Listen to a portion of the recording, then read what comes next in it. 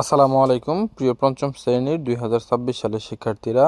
আজকে আমরা তোমাদের ইংরেজি বই থেকে ইউনিট 1-এর যে লেসনটা রয়েছে আমরা সেই লেসনের প্রথম অংশটা কভার করব। এখানে দেখা যাচ্ছে অ্যাট দ্য লাইব্রেরি, অর্থাৎ লাইব্রেরি বিষয় সম্পর্কে এখানে অনেক কথাবার্তা হবে।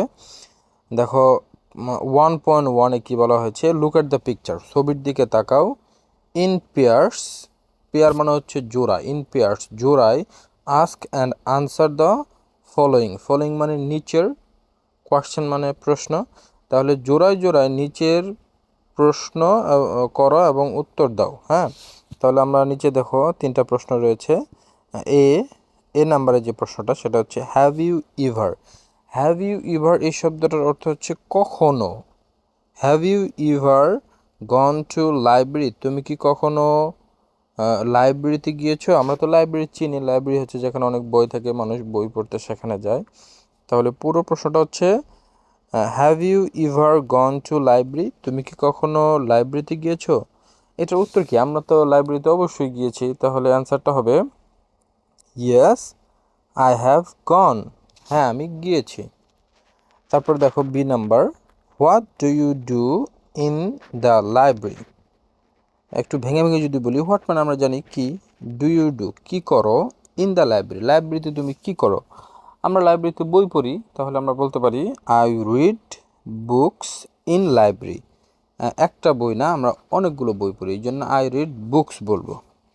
Number C, what kind of books do you read, what kind কী ধরনের, অফ বুকস কী ধরনের বই, ডু ইউ লাইক তুমি পছন্দ করো, কী ধরনের বই তুমি পছন্দ করো। এটার অ্যান্সার অনেকগুলো হতে পারে, আমরা সহজভাবে বলতে পারি আই লাইক স্টোরি বুকস, আমি গল্পের বই পছন্দ করি। ওকে, এই ছিল তিনটা প্রশ্ন এবং উত্তর। এরপর আমরা চলে যাচ্ছি 1.2, রিড পড়ো, অ্যান্ড অ্যাক্ট আউট, এবং এটা বাইরে চর্চা করো, এরকম বলা হয়েছে। হ্যাঁ, তাহলে দেখো কি বলা হয়েছে, রিনা অ্যান্ড উমর, রিনা এবং উমর আর ইন দ্য পাবলিক লাইব্রেরি, রিনা এবং উমর সরকারি লাইব্রেরিতে আছে। পাবলিক মানে সরকারি, লাইব্রেরি মানে পাঠাগার। রিনা এবং উমর সরকারি লাইব্রেরিতে আছে। They have come to the library to read books, আমরা একটু ভেঙে ভেঙে অর্থ করি। দে মানে তারা, হ্যাভ কাম এসেছে, শুধু খাম মানে হচ্ছে আসা, যখন এটার আগে হ্যাভ তখন অর্থ হয়ে যায় এসেছে বা আসলো। They have come to the library, তারা লাইব্রেরিতে এসেছে। টু রিড, টু রিড মানে হচ্ছে পড়তে, শুধু রিড মানে পড়া, এটার সামনে যখন টু থাকবে তখন টু রিড পড়তে। বুকস বই, তারা বই পড়তে লাইব্রেরিতে এসেছে। টুডেই, তারপর দেখো টুডে মানে আজ। দে হ্যাভ সিন, আবার একই অর্থ, দে মানে তারা, হ্যাভ সিন দেখলো। আর নিউ গার্ল একটি নতুন বালিকা, ইন দ্য লাইব্রেরি লাইব্রেরিতে। টুডে আজ, they have seen a new girl in the library, তারা লাইব্রেরিতে আজ একটি নতুন বালিকা দেখলো। তারপরে দেখো she is looking for some books on the book shelves, আমরা ভেঙে ভেঙে অর্থ করি। শি মানে সে, ইজ লুকিং খুঁজতেছে, লুকিং মানে খোঁজা হয়। হ্যাঁ, শি ইজ লুকিং সে খুঁজতেছে, ফর সাম বুকস কিছু বই খুঁজতেছে, অন দ্য বুক শেলফস বুক শেলফে সে কিছু বই খুঁজতেছে।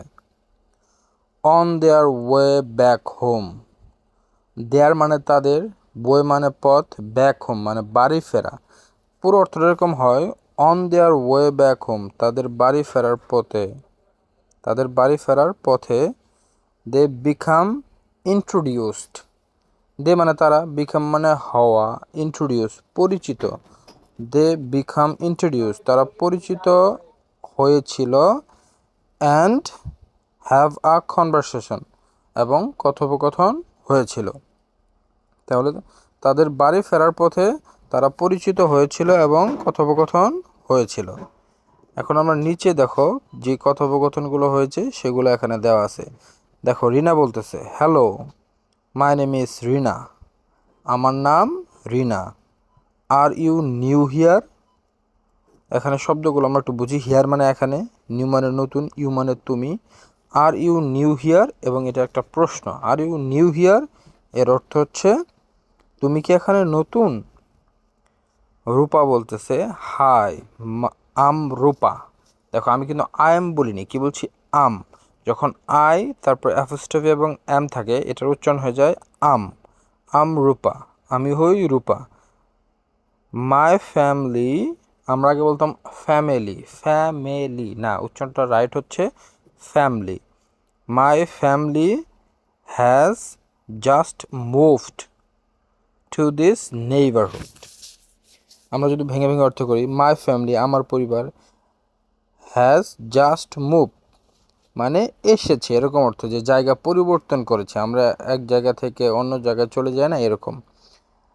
একটা জায়গায় আগে বসবাস করতাম, এখন নতুন একটা জায়গায় বাসা ভাড়া নিয়েছি বা ওখানে চাকরির জন্য থাকা লাগতেছে, এরকম। তাহলে সে বলতেছে my family has just moved on this neighbourhood, আমার পরিবার এই এলাকাতে এসেছে, এরকম অর্থ। অন্য জায়গায় ছিল আগে, এখন এই এলাকাতে এসেছে।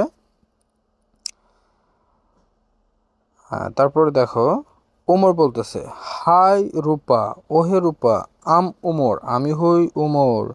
ইট seems you like reading books. এই লাইনটা খুব ভালো করে বুঝতে হবে। দেখো সিমস মানে মনে করা বা মনে হচ্ছে। ইট সিমস মনে হচ্ছে, ইউ লাইক রিডিং বুকস তুমি বই পড়তে পছন্দ করো, মানে তোমাকে দেখে মনে হচ্ছে তুমি বই পড়তে পছন্দ করো। রূপা বলতেছে ইয়েস, হ্যাঁ, আই লাভ রিডিং বুকস, আমি বই পড়তে পছন্দ করি, আমি বই পড়তে ভালোবাসি, এরকম সে বলতেছে। তারপর রিনা বলতেছে হোয়াট কাইন্ড অফ বুকস, কী ধরনের বই। হোয়াট কাইন্ড অফ বুকস এর মানে হচ্ছে কী ধরনের বই। Do you like to read, তুমি পড়তে পছন্দ করো।